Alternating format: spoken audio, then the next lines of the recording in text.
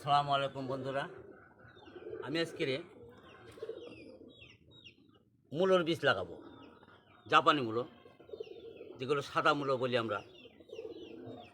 তা মূলো চাষ করতে গেলে আপনার মাটি খুব সুন্দর করতে হবে, মাটি সল করতে হবে।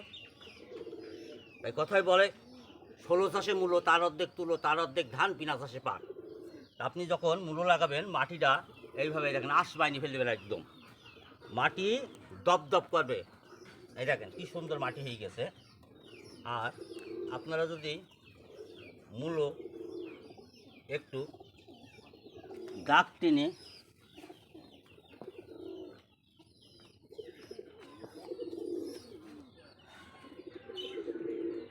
লাইন করে লাগান, তাহলে আপনার মূলোটা ভালো হবে।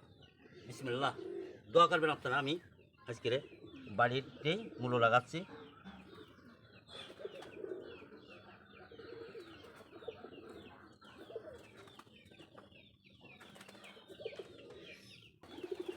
মূলো লাগাবেন, চাষটা একটু বেশি করে দেবেন।